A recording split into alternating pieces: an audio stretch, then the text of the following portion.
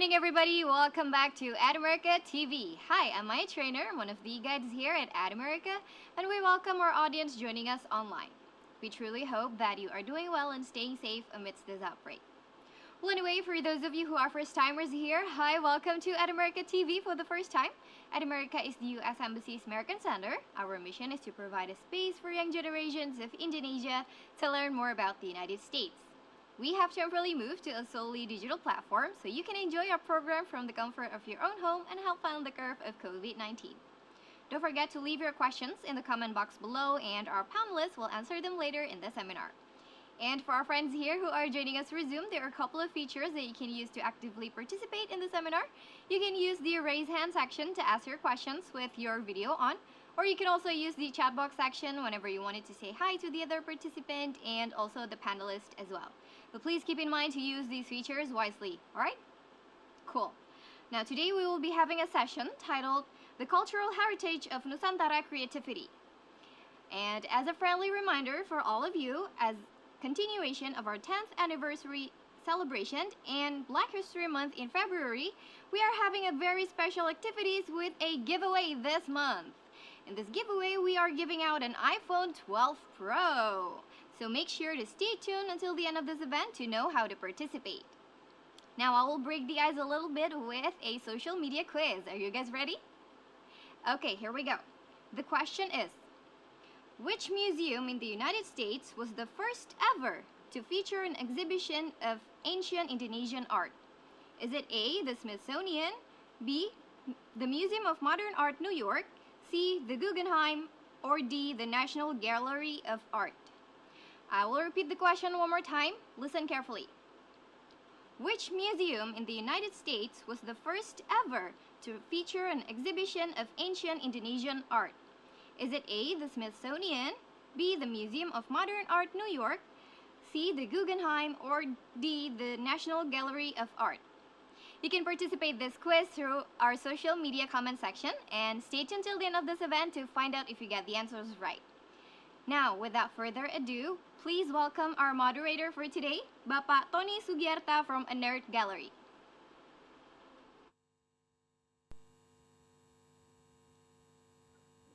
All right. Thank you and welcome everyone to this live streaming presentation of cultural heritage of the Nusantara creativity. Today's panel discussion is actually part of an upcoming series in which we would like to view creativity through the lens of the creative process that have been passed down through generations in the Nusantara region.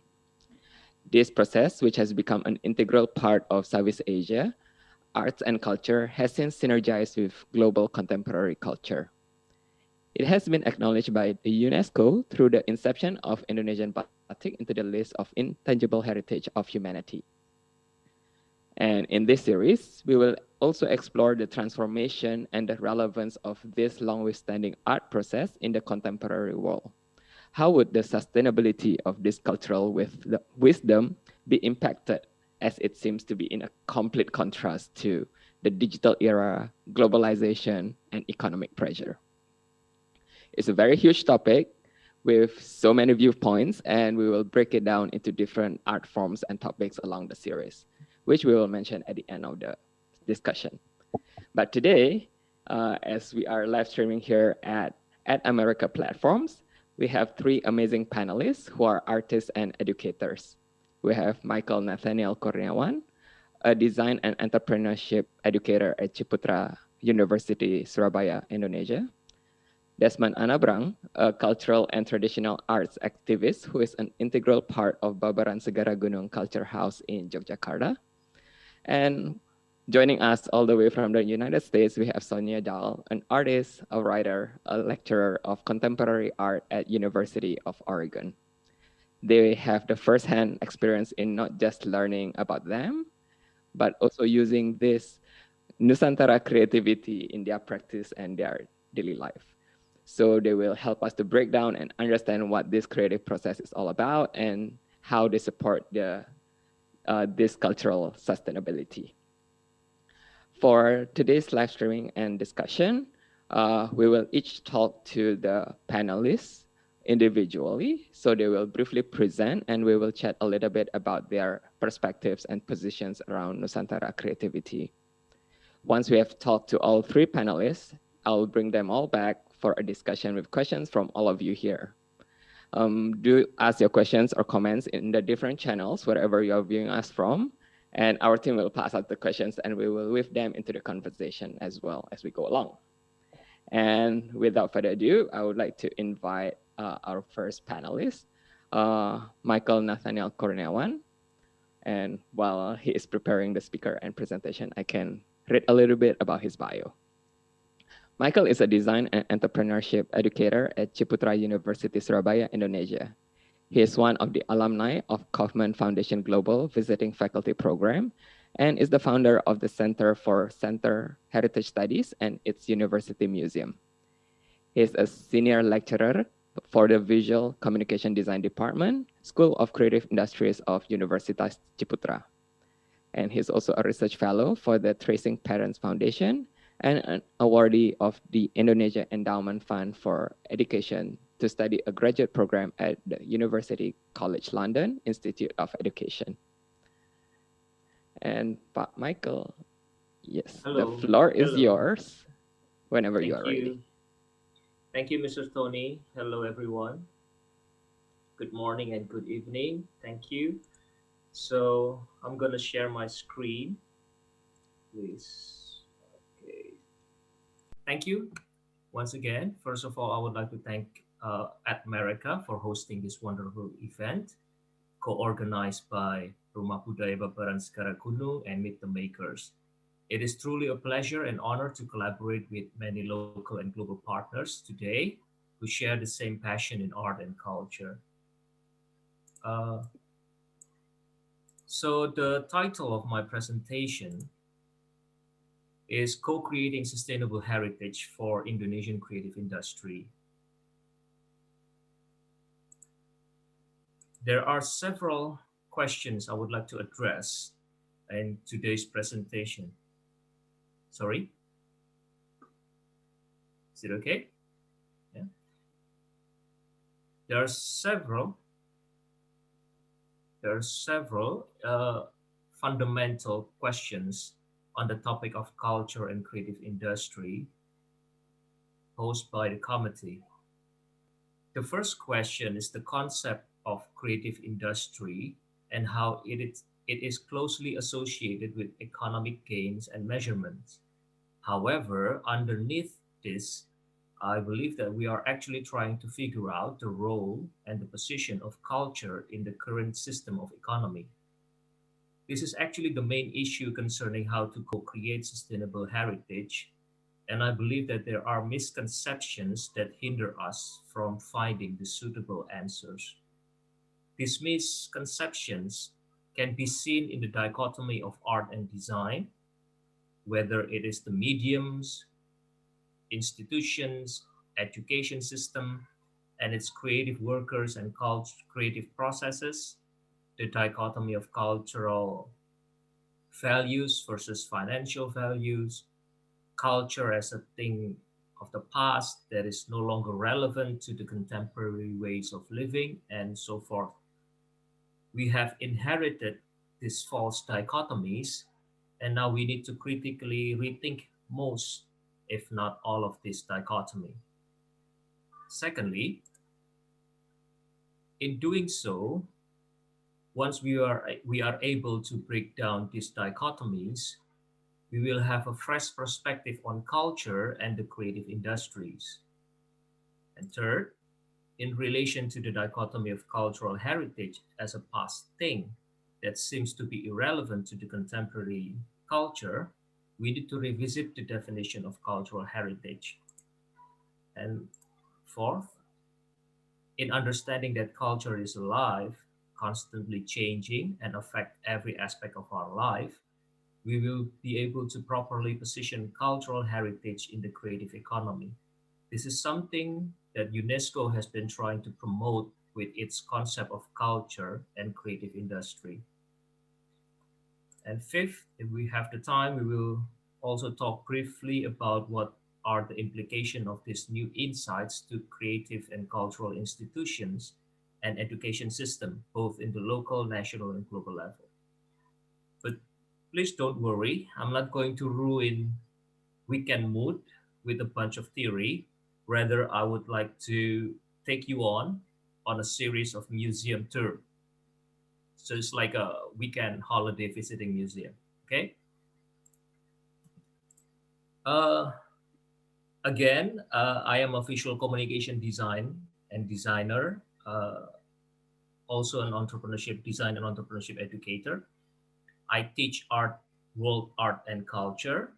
And so in teaching this subject, I usually ask my students to create creative contents, new creative contents such as comic books, games, animations, and etc.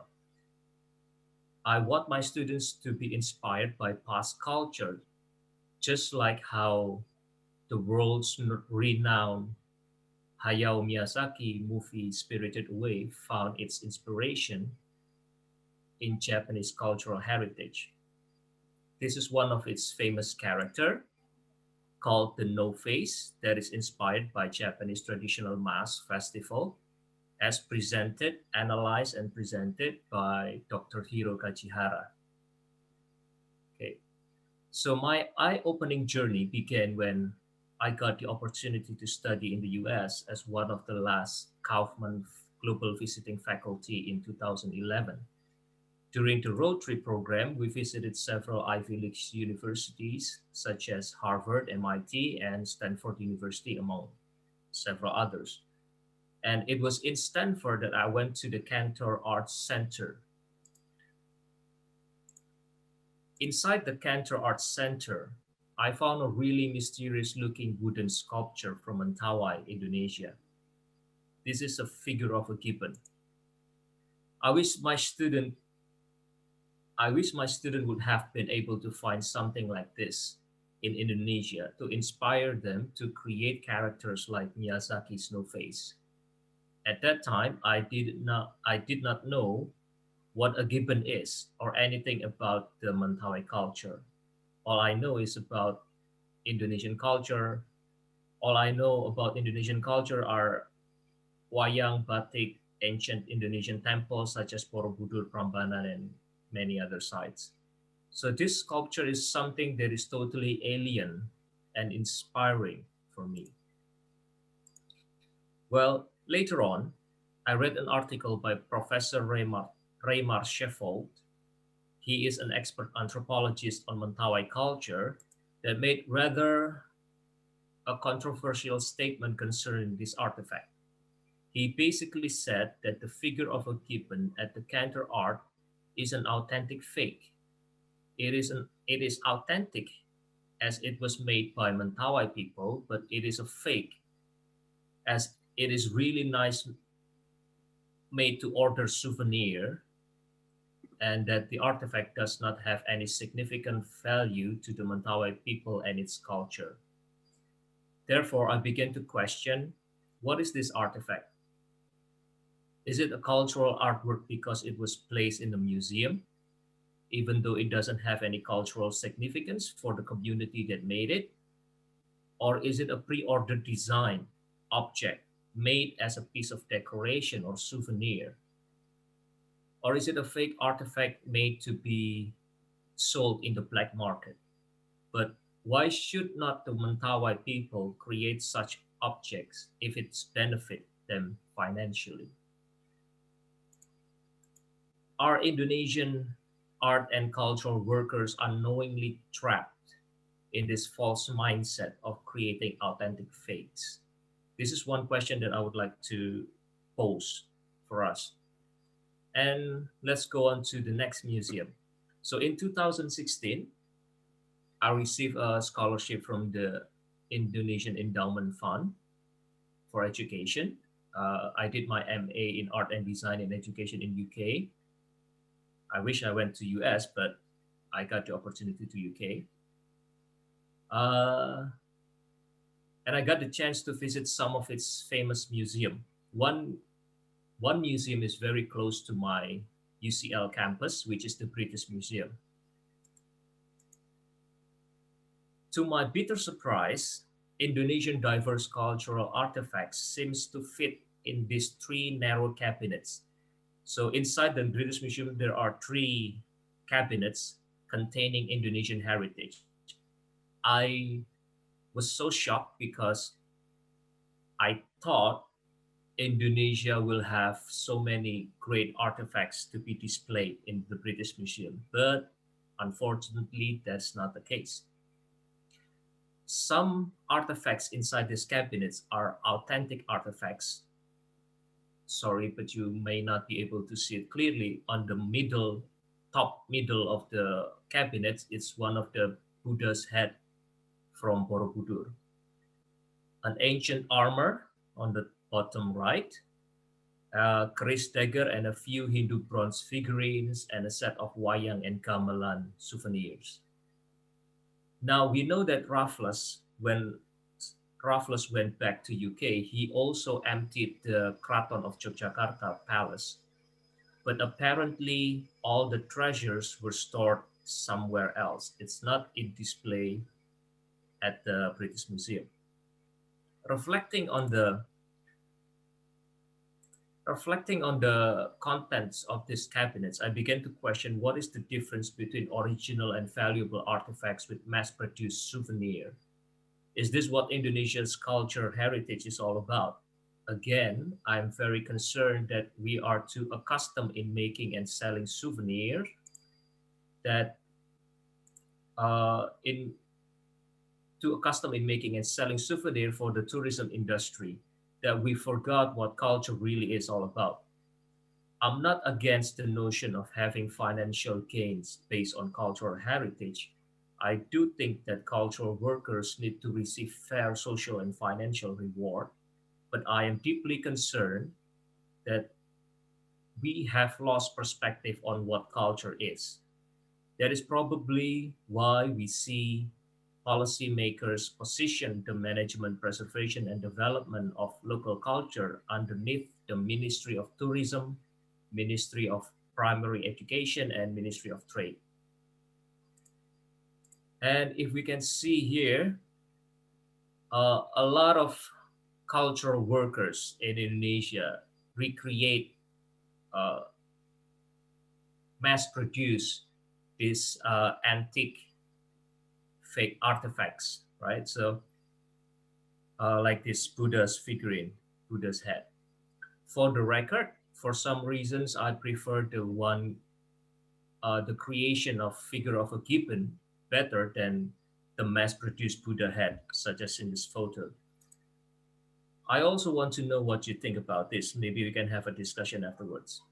It is very interesting to discuss what is the difference between the figure of a gibbon compared to this mass-produced Buddha's head or mass-produced wayang or miniature gamelan set. So let's go to the third museum. This is the Ashmolean Museum. My 2017 visit to the Ashmolean Museum in Oxford gave me a revelation. So inside it, I discovered a panel, a quote by J.R.R. Tolkien, the creator of Lord of the Rings and the Hobbit trilogy. And it said that the museum and its collection have and always been filled with countless of precious things. Now, precious things, if you remember the column, always said, my precious ring, right?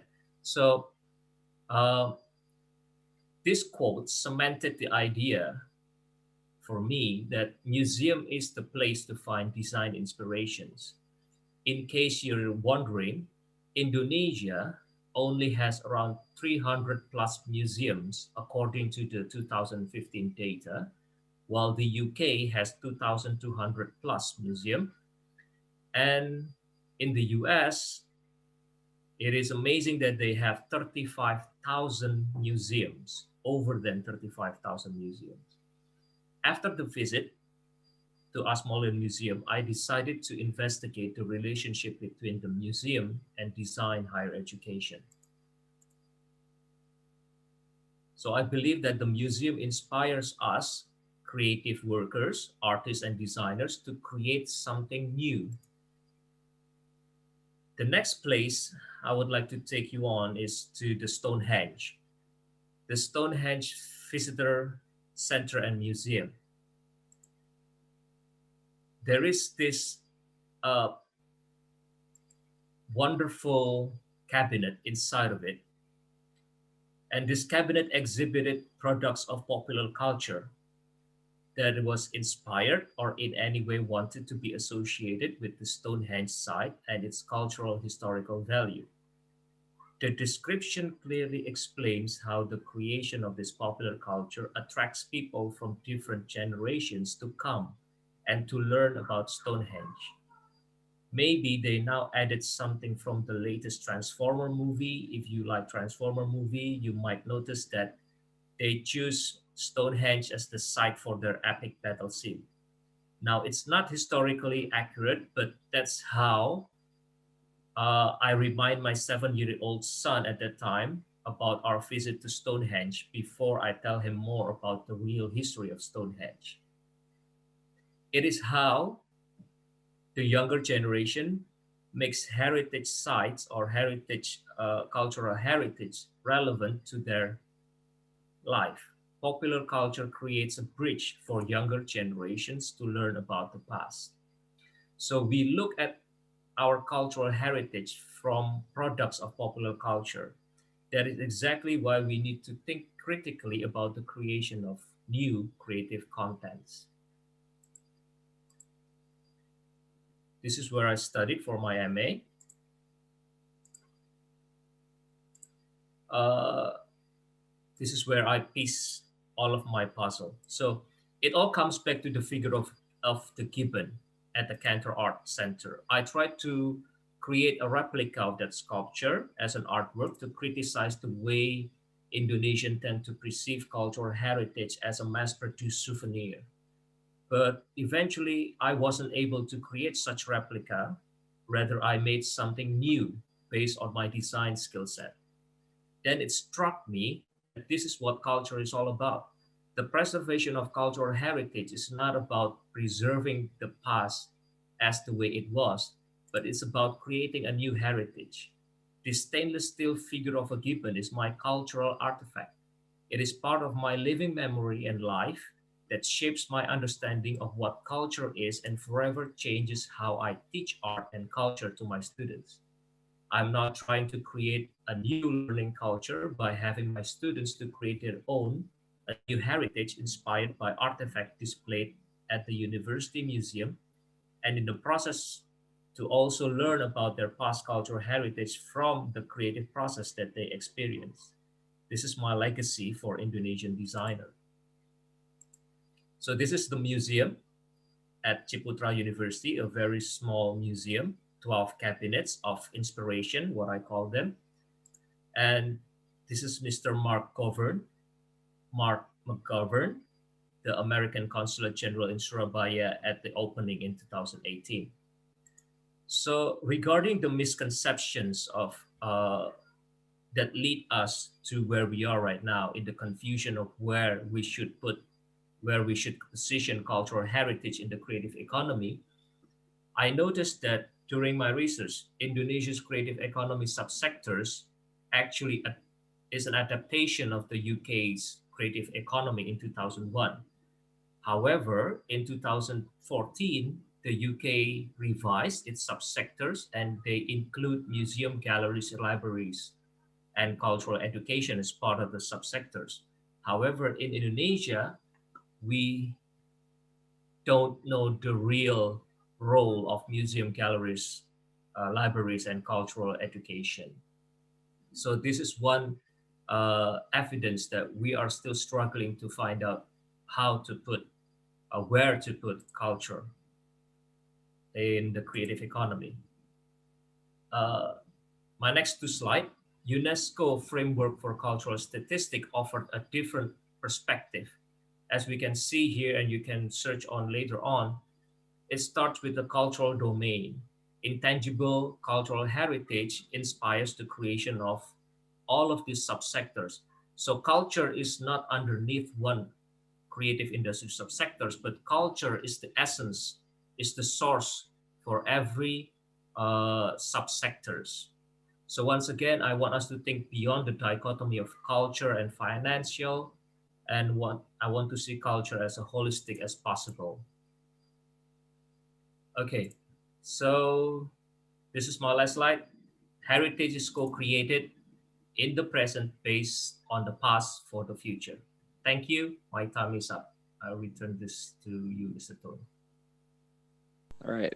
Thank you for the relaxed tour around the museums all over the world and how you sum it up nicely that we should look at culture as something that is like holistic, that is not just financial, but also like how the roles of like the different institution, the museum, the galleries, and the education institution can work together to forward this cultural process and thinking in our contemporary world. Thank you. Yeah. And I think I will move on to the second speaker first because of like the time allocation. So and then we have a lot of questions to ask, but yeah, we'll get that in the discussion session later. Yeah. And yeah, the second panelist, we have Desmond Anabrang. Desmond is a cultural and traditional arts activist, and he's an integral part of Babaran Segaragunung Culture House in Yogyakarta, where he worked very closely on their cultural projects, setting up support system for the Culture House education program and selling wearable batik arts under the brand name Baragung. He received the Indonesian Endowment Fund for Education in Dublin College University for his graduate studies in cultural policy. And since COVID, he has been involved in an Indonesian contemporary art museum in Jakarta. And Desmond is fascinated with teachings about life and the messages that are embedded in the traditional art forms. And he thinks a lot about cultural policy and how these traditional art forms with tangible aspects could be brought into everyday life in a technological era and yet remain sustainable. So Desmond, when you are ready. Yeah. Hi, Tony. Thank you. Hi, everyone. I will just start very quickly since time is very limited. Okay, so hi, everyone. I will try to make this as quick as possible and as laid back as possible since it's Saturday. So thank you for giving me the time to speak to you today about the cultural heritage and the creative process. My name is Desmond Anabrang, and I'm speaking on behalf of Babaran Segaragunung Culture House. Cultural heritage and the creative process are for me quite a broad and big topic to talk about. There are many approaches that can be taken, but I think it would be better if I use the approach that we've been doing in our culture house for so many years, which is batik. So as a young person who is passionate about cultural topics, I'm still in process in what I will talk about. Many of the materials I will present as the result of various discussion programs, exhibitions, or study groups taking place in our culture house. Even so, the material that I will present is a big part of what is often the mainstream of thought, especially when I hear the topic of cultural heritage. Having grown... Hello? Tony, the connection is okay, right? I can continue? Yes, you can. Okay, sorry. Having grown up in an environment that revolves around batik, I became more focused on the intangible aspect of batik practice. And this has become one of my main interests in growing and learning. I am sure that there are similar teachings in other mediums as well that have a culturally rooted creative practices, a kind of silver lining of life lessons that have been passed on to us through this tangible traditional media. It is, I believe, our duty as a global society to find a balance in this rapidly expanding technology. Like one Japanese philosophy says that in order to move forward, we must see what lies on all around our sides and most importantly, what lies behind us. Apart from all that, as a young person, I feel that by far my biggest asset is my enthusiasm, and a lot of hanging out, or in Indonesia we call it nongkrong, to transmit my enthusiasm to other friends of my generation. So that's what I will do with you guys today. First things first, I'm sure many of us already know or at least heard of batik.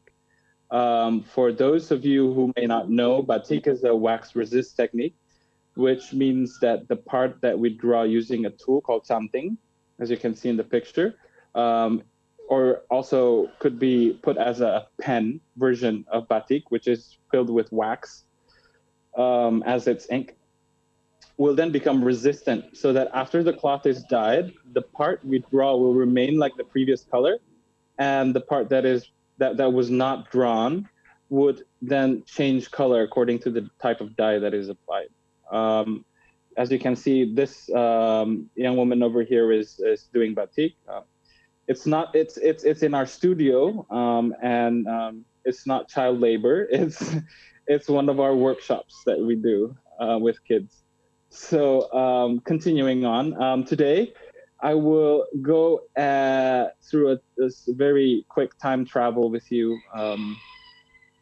to see a small aspect of the batik through time. Not only to show how batik has developed or to promote batik as an important icon, but to see the shift in motivation, meaning, and role of batik in society. But keep in mind that my goal is also not to discredit the development of the batik industry. What I want to show is that there is an intangible treasure left out somewhere on the way batik has developed. Perhaps there are other treasures around us waiting to be discovered and to be promoted in your own nongkrong sessions. Okay, so the serious part about batik. So the technique of patterning cloth through the application of wax reached its highest level of complexity on the island of Java. This is shown through one of the ancient texts, Serat Suluk Kota Gede, transcribed in the 19th century. The original text is believed to have been written first in the reign of Sultan Agung in 16th century CE, and to have been developed from even more ancient texts. The earliest believed to have been written in Sanskrit language on Java before the current era.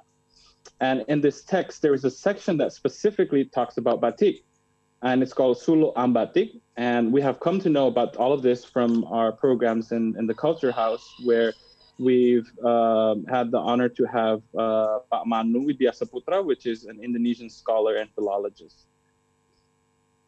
So about the ambatik itself, at that time, women through ambatik studied creating miniatures of this universe and then given the way of caring for and preserving them.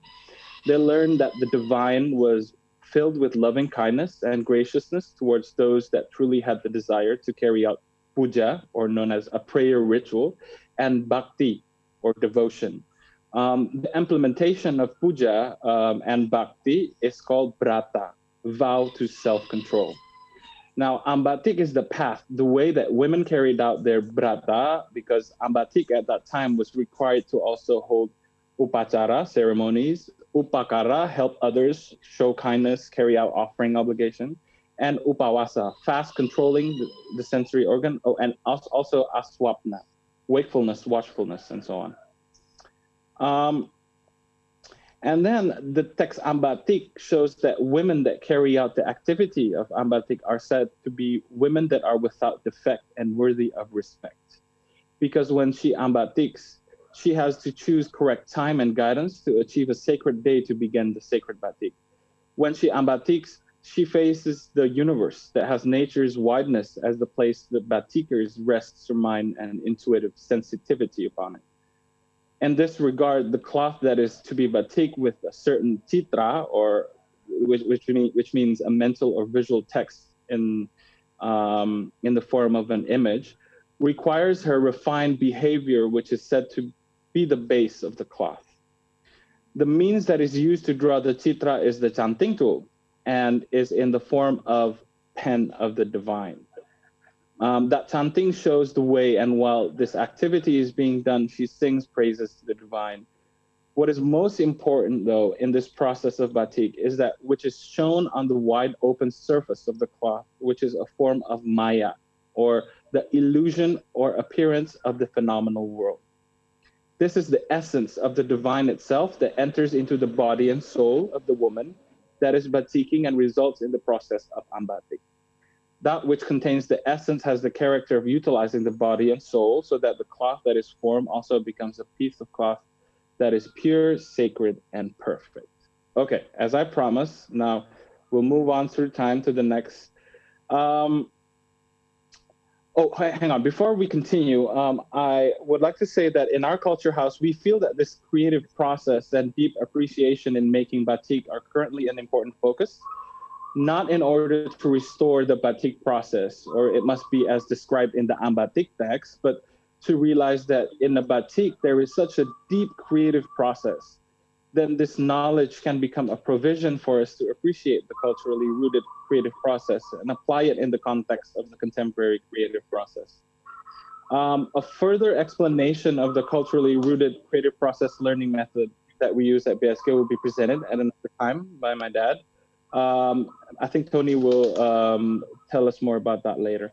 So moving on, while deeply embedded in local traditions and associated with the social order of Java, outside of Indonesia, batik became a powerful cultural intermediary connecting countries as diverse as Europe, Japan, Africa, India, and Australia. Oh, sorry, forgot about that. That's an image of our studio and my dad. Anyway, so in the early stages, this process was an outcome of the Dutch colonial agency VOC. In the 17th and 18th centuries, the Dutch East India Company sold Indian textiles destined for Indonesian markets, as well as small quantities of Javanese batik to the Japanese. It led to the introduction of Javanese motif in the Edo fashion, and ensued a centuries-long interest in Indonesian textiles. A large-scale dissemination of Javanese,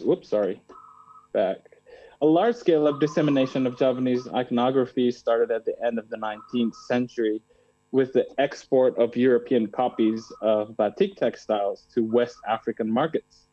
Javanese motifs were enthusiastically received by African customers, and following a process of intensive adaptation, have become an integral part of African textile tradition and identity.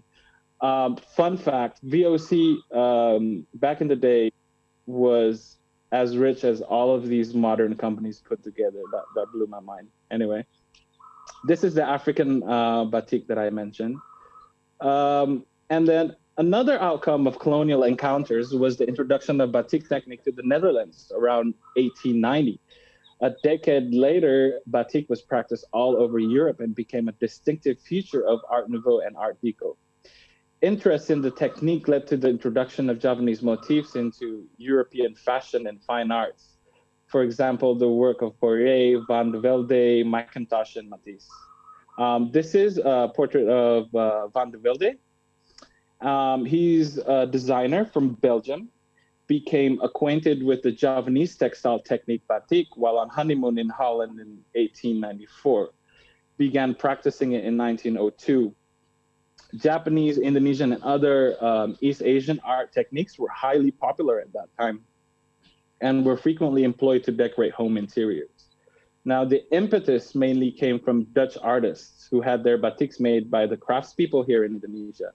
However, Van de Velde was convinced that art, craft, and industry should coexist on equal terms and had his batik produced by textile manufacturers in Holland, England, and Switzerland.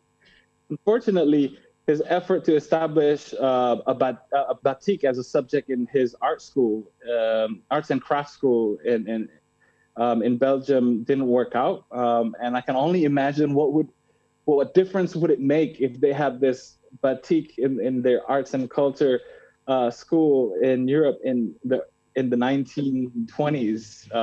Anyway, and then here's another a different image of Paul Poiret in 1920s. Batik was extremely popular in Europe back in the days. In early 1920, Paul Poiret introduced batik evening coats.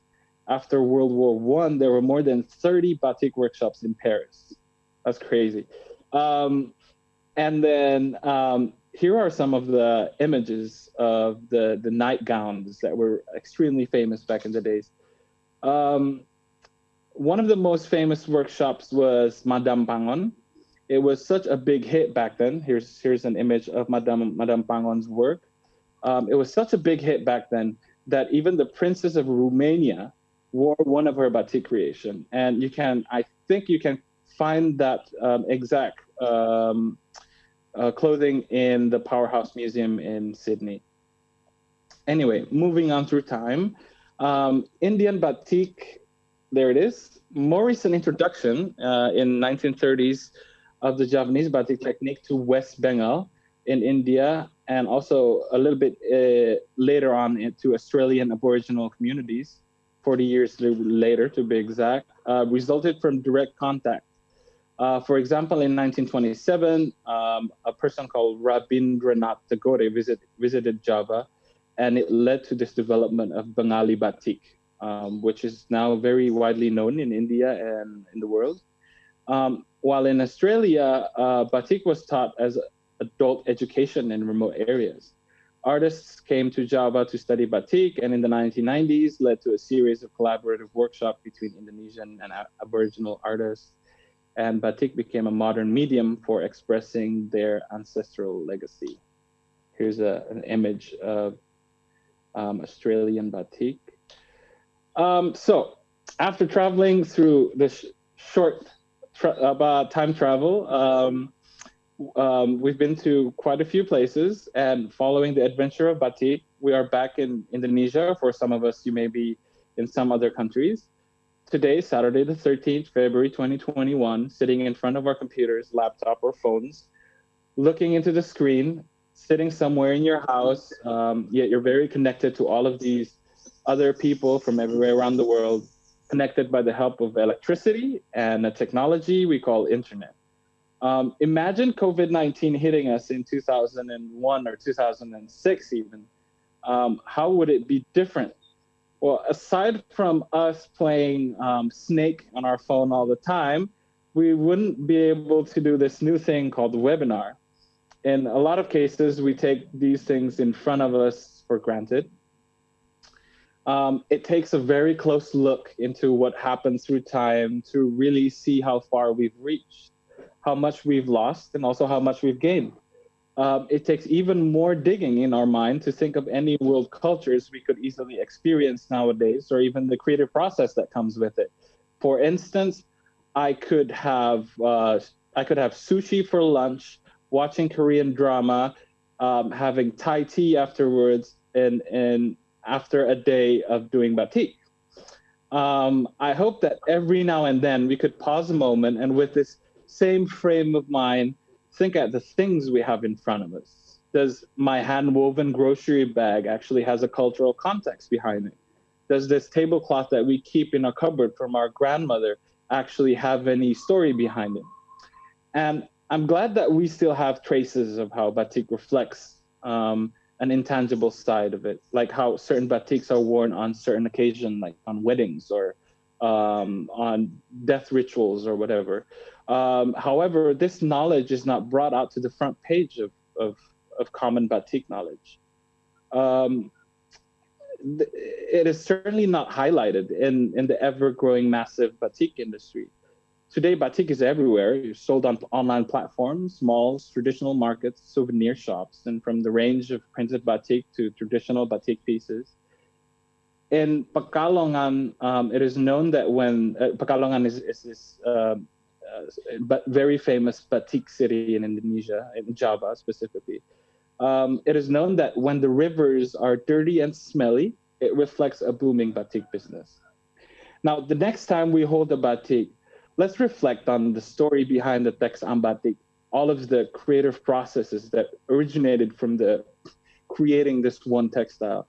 Then let's think of how vast the culture of the world are. How possible is it that all of those cultural products we hold today might have this amazing story behind them? Then research on it, wear it with pride, talk to the people around us, but make sure that somewhere in our minds, we don't forget of how Achanting was once considered as a pen of the divine, and how this news 2 weeks ago was in Pekalongan, a flood with red batik color, is reflecting a booming batik market. Thank you for your time. Thank you so much, Desmond. Have a great time nongkrong around and talk about the cultural context of batik, which is, I mean, we knew it as one of like the famous icon of Indonesia, but to understand it from that divine connection, as well as the different influences and incoming not just influence, but also excluence of batik around the region as well and around the world. And Yeah. Okay, I lost track of the time, but I think we are kind of like over. But I guess like we'll reserve all the questions at for the discussion session. So Sounds yes, good. Thanks, Tony. Let's move on to our third and the last panelist first, all the way joining us from the United States. So we have Sonia Dahl. Sonia is an artist, writer, and lecturer of contemporary art of University of Oregon. And her ongoing engagement in Indonesia began in 2012 with her Fulbright Fellowship and Asian Cultural Council.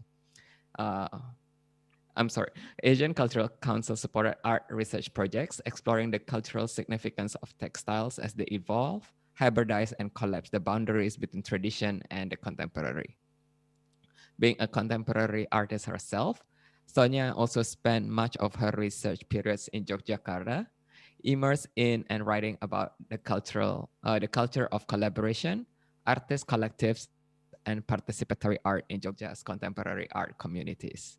And for this panel, Sonia will be reflecting on her evolving understanding of the power of human creativity based on her experiences studying, making, and teaching about art between the United States and Indonesia. Thank you, Tony. Thank you. This has been so much fun. I'm enjoying all these virtual tours of the world. Many places I can't visit, even though they might be close to me right now. The Cantor Art Center is very close to where my parents live in California. So it's lovely to see that, Pat Michael. So thank you, everyone. I'm gonna go ahead and share my screen as well. Can everybody see that okay? And hear me okay? Yes, we can see your slides and we can hear you. Okay, good. So as Mas Tony said, you know, I'm an artist. I'm a writer. I've engaged in research about art, and I'm also a university lecturer about contemporary art. So I am involved in art in a lot of different ways. And so, you know, my primary context is as an artist myself. I consider myself a contemporary artist. Which is kind of a funny term, you know, when we talk about contemporary art and traditional art. Sometimes those distinctions are not very useful because I find oftentimes there's mixing. And I think, you know, I'm seeing messages in this about this from both of our previous speakers as well. But I'll be speaking mostly from the context of my experience and my identity as a contemporary artist myself, who is based in the United States. So what I would like to present is just a series of some open reflections about the creative process, and I'll be sharing just a few images, some images of previous projects that I've worked on, both individually and collaboratively. And those images are intended just to kind of give you something to kind of reflect on visually as I speak. So those images are just kind of metaphors for you to kind of reflect on. So let's move right ahead here. Nope. There we go. So I'd like to begin with some kind of open reflections about what it means to have creative roots. As this group of us have been kind of having discussions prior to this event, there's been a lot of discussion about this idea of rootedness, of creative rootedness, that there is a sense throughout Indonesia's cultures that there are these cultural and creative roots. And I think that these kinds of creative roots exist in many places, in many different contexts. But I'm interested in thinking about what that means, a creative root.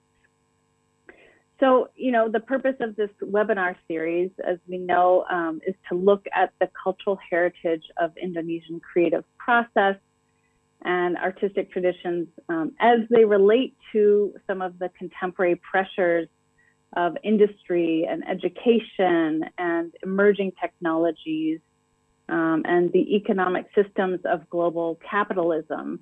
Both Michael and Mas Desmond have touched on some of these things and the kinds of pressures that those systems exert on creative process. So we're here to think about the deep roots of cultural knowledge in many of Indonesia's traditional art forms and how they can continue to grow in the face of these larger pressures.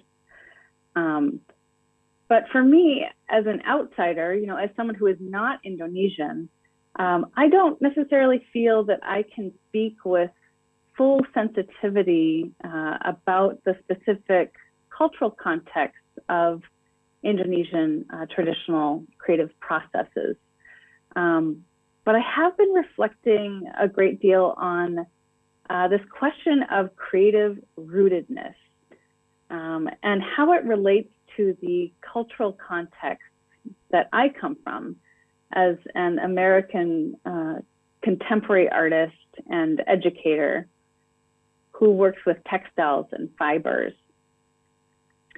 I also have a lot of questions about what it means to be rooted as an artist and what it means to be part of a lineage. Can I just make sure, Tony, is my voice coming through clearly? Because I'm also getting that little bit of feedback. Yes, we can. It sounds hear okay. you. Yeah. Okay, thank you. I hear myself talking to myself. Yes, All right. we all do here. Okay. So in many of the conversations that circulate among contemporary artists working in craft media like fibers and textiles, like I do, and ceramics and woodworking, both in the United States and beyond.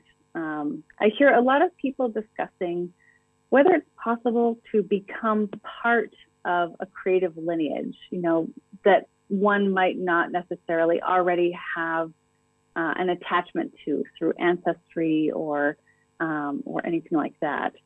So this question of whether you can adopt a creative lineage, I think is very interesting. And it's sometimes heavily contested topic.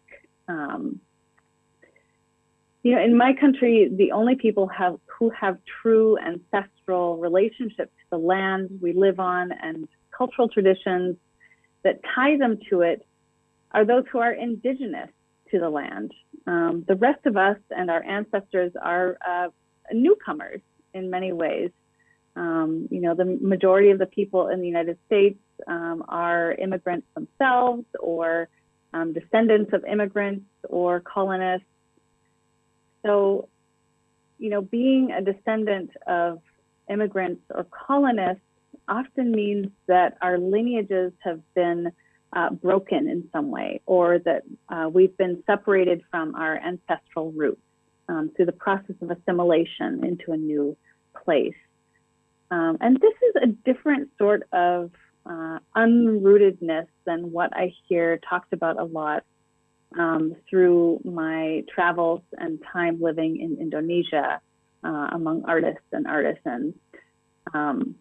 There, I heard many stories about the very real loss of cultural and creative traditions that have been interrupted through outside forces, like the forces of colonialism or any of the contemporary pressures that I mentioned before and that have been talked about already.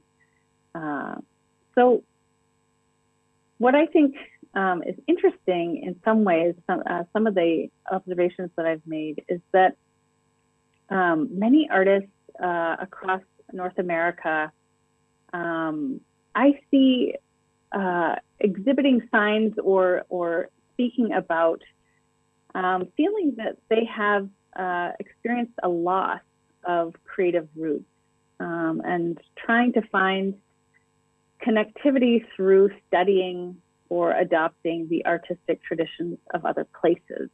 I have the sense that many descendants of immigrants and colonists like myself desire the sort of cultural rootedness that is still alive in places like Indonesia, even though, as we've been discussing already today, there are so many ways that those traditions have been interrupted and pressures exerted against them. I have a sense that a lot of people really long for a creative lineage. Not everyone, of course.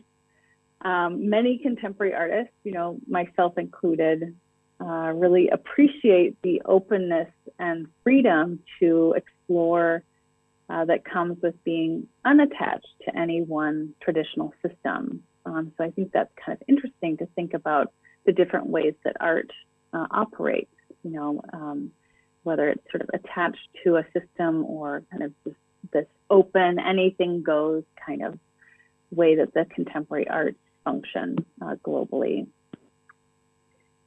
But things can, of course, get a little bit tricky when outsiders take from or adopt the creative processes and creative arts of another culture without developing a mutual relationship of trust and understanding. This is where we hear a lot of conversations, very critical conversations in the arts throughout the United States about issues such as cultural appropriation, which is a discussion about the power dynamics between, what belongs to whom and who has the right to use different art forms that that have a sense of it belonging to someone else. So, a question about cultural appropriation would be, if an artist like myself begins using batik, traditional art form of Indonesia, without really giving respect to that culture, that could be a situation where people start to get uncomfortable because there's an imbalanced power relationship there. So, I'm interested in many ways. I'm interested in all these kinds of complex questions, but I'm also interested in the ways that we as artists and artisans tend to our creativity, the ways that we care for our creativity and share it. In the United States, as in many places, I think, there's this notion that one cannot be an artist without having talent or a creative gift of some sort. And often this notion of creativity is attached to individuality. So there's this pressure on emerging and young artists to prove themselves in some way, and often to do so with very little support network or roadmap or guidance or mentorship. We often in the arts use words like inspiration to try to describe how creativity comes into us. And as I reflect about this, these different kinds of language that we use to talk about creativity, I wonder, is inspiration an individual experience? Is it something that only comes from the depths of one person? Or is inspiration something that sort of bubbles up from some kind of deeper collective place? And, you know, I don't have answers for those questions, but I think they're really interesting. At the University of Oregon, one of the classes that I teach is called The Artist Experience. And it's a large lecture class. I have over 200 students, most of which who are not studying about art, except in this class. And the class is intended to look at the contemporary art through the sort of lens of creative process and artistic practice. And I found it interesting in making the curriculum for this class. I found it really difficult to find writing or conversation among contemporary artists that discuss the creative process in its deepest and most essential forms. You know, we will talk about things like creative practice or making our work, but rarely do we talk about the more mysterious aspects of creativity.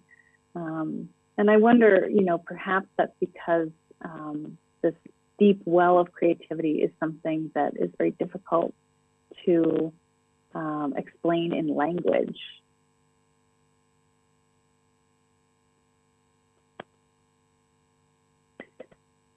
So I'd like to also just talk a little bit briefly about the ways that creativity is taught to young artists and how creative work is shared both locally and nationally and globally on these different levels. You know, I personally went to art school. I studied at an art academy to get my Master of Fine Arts degree. And I went to the school to learn how to be a professional artist. Which basically means how to develop and sustain a creative practice within the context of the contemporary art world. So all these kind of systems that exist, you know, how you exhibit your work in museums and exhibitions and navigate working with collectors and curators and all these different aspects of the larger system of the contemporary arts. And now that I'm a university instructor whose job it is to try to explain this kind of terrain of the arts to mostly non-artist students, and what it means to be an artist in this context of the contemporary arts, I find it really interesting that many of my students come to me to talk with me and to share a sort of deep longing and desire for creative connectivity. For many of them, art is like their safe place, their safe haven. It's the place they can express and explore themselves creatively. And they have this intuitive sensitivity and openness to the creative process, and then are often confused when they are encouraged in school to rely more on their ideas, you know, the sort of ideas, the concepts, than that sort of deep intuition. It's good practice, but art school can be very confusing.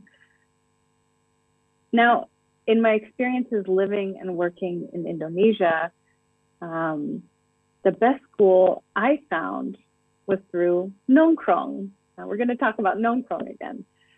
I found nongkrong is a space, for those of you who don't know what nongkrong is, you know, it's like just a little bit more explanation. It's sort of this casual hanging out culture, you know, not based on scheduling or, you know, it just sort of happens organically, and it's wonderful. And something that is very important, especially in the art scene in Yogyakarta, where I spent most of my time living.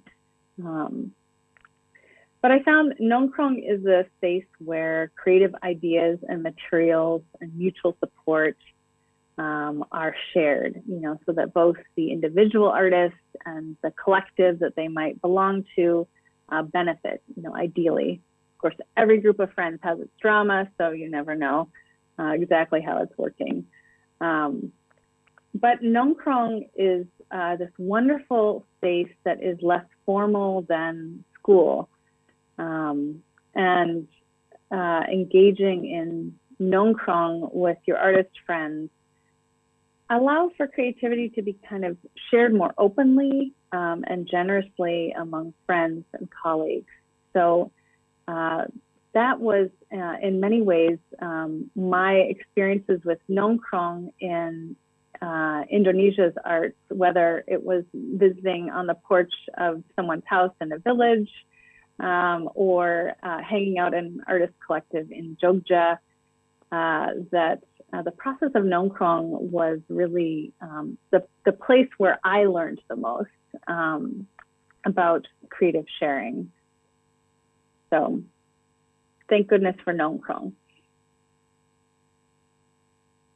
And so I'd like to kind of wrap up with an allegory from my other creative practice, which is baking. It may seem funny to talk in a talk about art to talk about baking bread, but I have long felt that the process of baking sourdough bread is a wonderful metaphor for the creative process. So as a baker of sourdough bread, I have come to understand the creative process of making art through the creative process of making bread. So what you see here on the screen is the starter or the culture for my sourdough. It's a living substance made up of all these microorganisms that exist both in that goop there and in my kitchen, in the air. It's a community and it's alive. The culture, and I love that word, it's the starter or the culture. So the culture for bread can be shared. So I can give some of my culture to someone else and share it with them. And then what they make with it will have their own character. So I think this is a really beautiful metaphor for how we share the creative process as creative people. And the culture needs to be taken care of. I have to feed it every day. I have to keep it fresh. I have to engage with it and make things with it. So you can't just leave the culture sitting unused. It will die. It will kind of just sort of fall apart. But the culture, the starter, is the root of the creative process of making the bread. And it's the thing that makes the creative transformation happen. And without taking care of this culture, this starter, it would be impossible to make the raw materials of the flour, the water, the salt, or if we're kind of extending the allegory, the raw materials that we make our art from as artists. It would be impossible to make those materials become the bread themselves, a beautiful loaf of bread, which can be shared beyond the baker themselves. So if you take this allegory of the culture, the root of the creative process, it has to be cared for. It has to be tended. It has to be shared. It has to be activated and used through active participation. And in doing so, you're able to create something that is sustaining, that can feed someone's body and soul, a beautiful loaf of bread. And I feel that art is the same way, that art is something that feeds us as humans, that's essential to who we are. And so if we take our culture, our starter, and we mix it into a wonderful dough and bake it, transform it through the creative process in the oven, and create this beautiful loaf of bread or a work of art that we then share beyond our own space, our own studio, our own kitchen, that becomes something that builds meaning in the larger culture, which is what we all share. So, you know, the bread, you know, contains the sustenance, like I said, to feed and nourish both the body and the soul. But it relies on that mysterious fermentation from the culture to do so. So that's kind of the last reflection that I wanted to share with you. And thank you so much for listening. We all love nongkrong. Yes. That's the message. Yes, it just happens organically. And yeah. And I would like now to open it up and invite all of you here to join in our nongkrong session. For those of you who are watching our live stream outside of Zoom, do comments on the various comment platforms there, and our team will let us know and we will weave them into the conversation, or you can type it in the Zoom chat as well. All right. Okay, while we are waiting for the questions to come in, probably I can just open up the questions to all three panelists first. And we are talking about creative process. In your opinion, is it only for creative professionals, art and artisans only? Yeah, anyone can. Probably Pak Michael, would you like to kick off the? Sorry, can you repeat that once again, please? Talking about creativity and creative process, is it something that only reserved for creative professionals, artists, and artisans only? Okay, so that is one of the dichotomy that I would like to criticize. Actually, all humans are born creative. So we have this creative capacity to create values in our life and to make meanings. And so I think we live in a society that is disconnected. We are we only perceive creativity as part of our profession, as whether it is an artist or a designer or like a skill set that we need to acquire to be able to perform better in the future. But I believe that just as Desmond and Miss Sonia has mentioned, creativity is deeply connected in our life. We need to embrace our own creativity and cultural identity and see it as holistic as possible and not being fragmented. That's what I say. That's what I think. Yeah.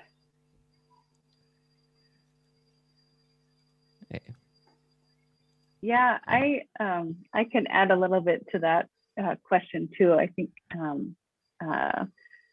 I really like what you said, Michael, too. I think it's good to kind of criticize and think about those kinds of dichotomies.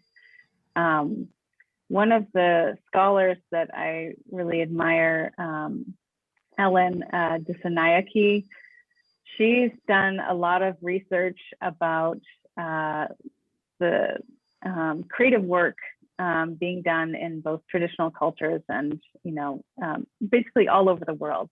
And she's been reflecting on this question of the root of artistry in the world, in humanity. And she argues that, we call ourselves, our species, Homo sapiens, the wise or thinking being, but she argues that we could just as easily call ourselves Homo faber, the making being, or Homo aestheticus, the aesthetic being, because she argues that this kind of aesthetic process of making things and making them extraordinary, special through a creative process is absolutely intrinsic to being a human, and that it's one of the defining features of humanity. So I also argue that, yeah, anyone can be a part of and use the creative process, I think. But yeah, there are different ways of training and skills and knowledge that is passed along that I think is really precious as well. So yeah, interesting question. Thanks, Tony. I think a lot of what I would like to say, I completely agree with Michael and with Sonia as well. It's within everybody, and I can imagine how vast the topic of creativity is, and I just feel that within around us there are so many breadcrumbs of what is left behind from creative people around us, just from our era or from the era before us, and it could be a thing to start looking into your creative process as well. It's all around you. It's here around us right now. It's here around us from the people before us, and everyone in the community that builds us up to today. So thank you. Yeah. All right. Yep. Thank you all for sharing. I have one question here from, let me just open it up, from Diane Butler of Dharma Nature Time. So she mentioned that Sonia's talk reminds her that in 2017, the fourth Congress of Indonesian Diaspora that was held in Jakarta, and the keynote speech was by former president of the USA, who took up the importance of guarding tolerance and that it. Is it Tony? Yeah, I think Tony is frozen. Yeah. I think we should just proceed with the question. Anyway, yeah. I'll continue and read the question, Sonia. This is, I believe it's to you. Greetings, Sonia. Your speaking reminds me that 2017 for the fourth Congress of Indonesian Diaspora held in Jakarta, the keynote speech was by former President of the USA, Barack Obama, who took up the importance of guarding tolerance and that the ethos of Bhinneka Tunggal Ika should be an example followed by all nations. In that time, I wrote to former Ambassador of Indonesia to the United States, Dr. Dino Pati, that my sense is that Indonesian diaspora is not only Indonesian people who live in other countries, but also people from other countries who reside in Indonesia or have ties to Indonesian culture, from the US, Europe, Asia, Australia, and the Americas. What do you think about this sense of diaspora in terms of mutual exchanges and Nusantara creativity? Wow, Bu Diane, that's a really good and big question. Thank you. What do I think about the sense of diaspora in terms of mutual exchanges and Nusantara creativity?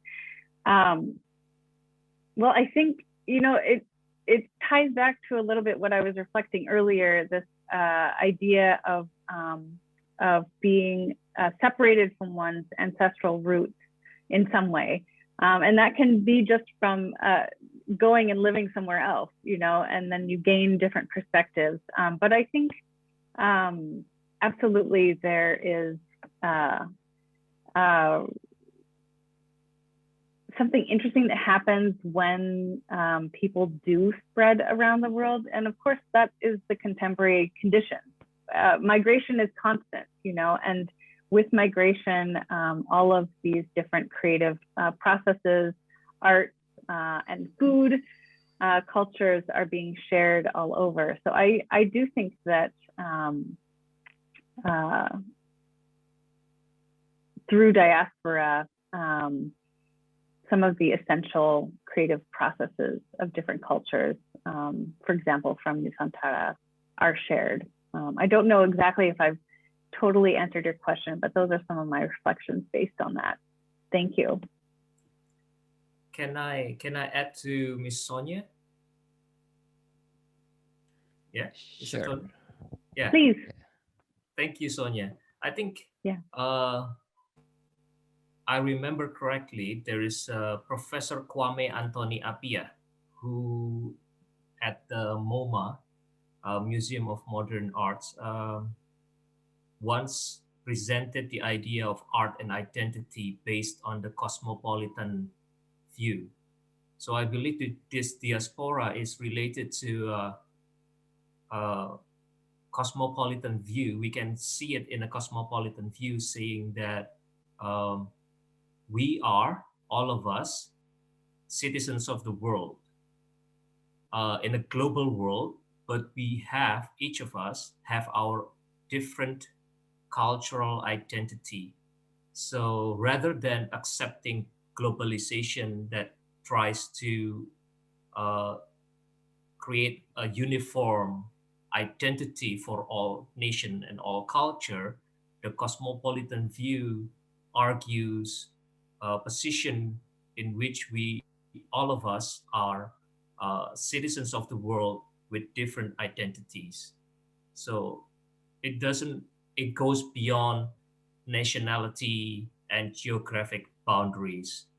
I will be happy to consider Miss Sonia as one of Indonesian artists. Just to say, yeah. Terima kasih banyak, Pak. Thank you, Pak Michael. I think we have. Oh, Tony is here. Okay, great. Thanks, Tony. Yes. Thanks, Desmond, for jumping in. Do you have anything to add to that? No, but no, Okay. not really. Please continue. Thank you. Yeah, I think the next questions that we have here from Carol is very interesting ones. How to save Indonesian culture in this era, as we know that many young people are really love something that is popular, like a K-pop. What do you think? How can we introduce Indonesian culture and creative thinking? Yeah. Can I answer that really briefly? I'm so excited about that question. Yes. It's a question that is posed by my students in school at the university. So I believe that, like my presentation said, we make meaning or we try to understand the past based on popular culture, products of popular culture. So the dichotomy that makes us think that past cultural heritage is not relevant to contemporary life, we have to get over with that. We have to think preservation is not just to preserve the thing of the past, but actually is an active co-creation process.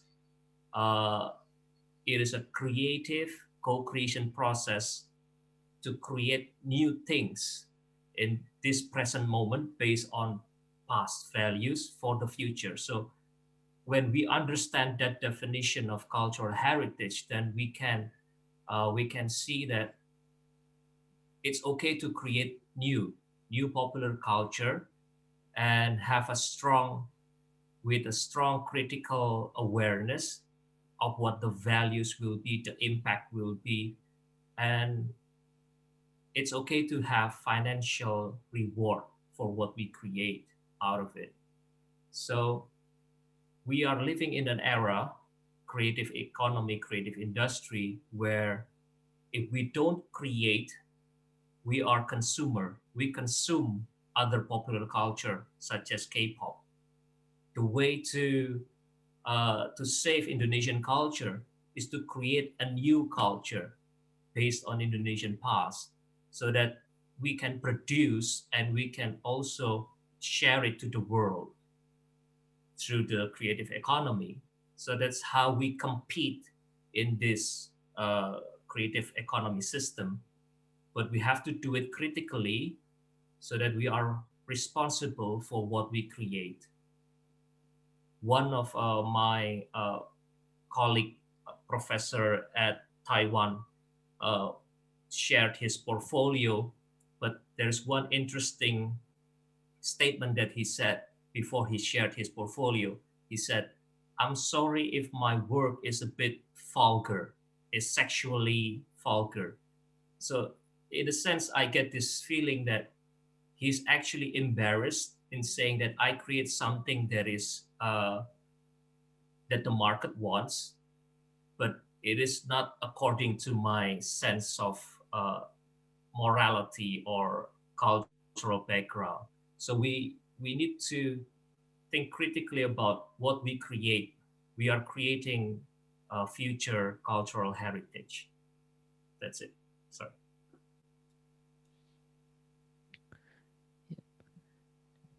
Desmond. Yes, Yeah. I was trying to press the mute button.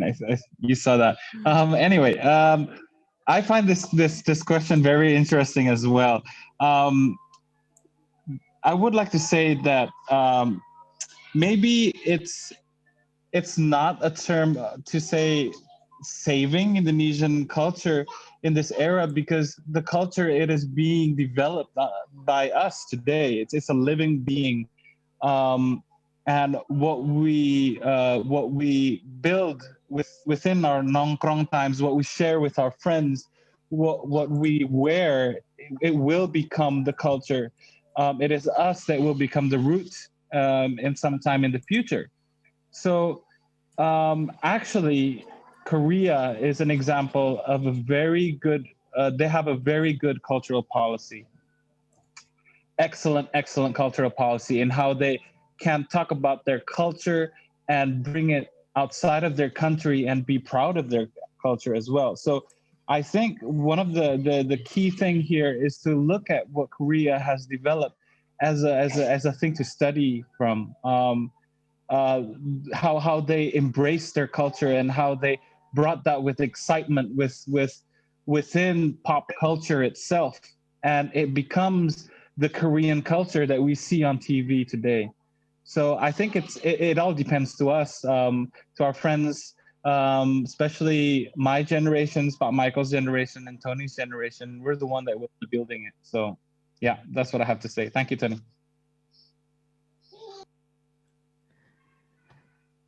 How about you, Sonia? Do you have any insights as in comparison to the schools in the United States? Yeah, I think kind of jumping on what both Michael and Desmond have said, culture is something that is constantly being created. And it may seem crazy to say, but I didn't even really understand that fully until I came to Indonesia, until I took myself out of my context and assimilated into another culture. And I will admit, maybe I'm a little embarrassed to admit it, but I came to Indonesia, kind of searching for some kind of, authentic connection to different art cultures. I'd been working with indigo dye for a long time, and I wanted to really understand indigo dye in one of its, indigenous context.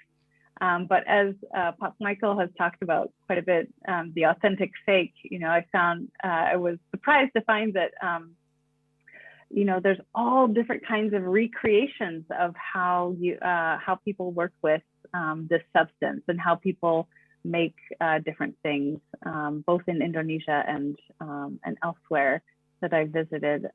So yeah, I came away with, from my experiences, and continue to kind of think very critically about and openly about the ways that culture is constantly in a process of being created. So I agree with both Michael and Desmond that there is a sense of responsibility, in being a creative person, in making and sharing creative work. And caring about culture, caring for the culture. You don't want your bread to fail. You got to take care of that culture. But to understand that, yeah, it's dynamic, and culture has, the creative arts have always been influenced by things going on in the world around them. So there is nothing sort of static.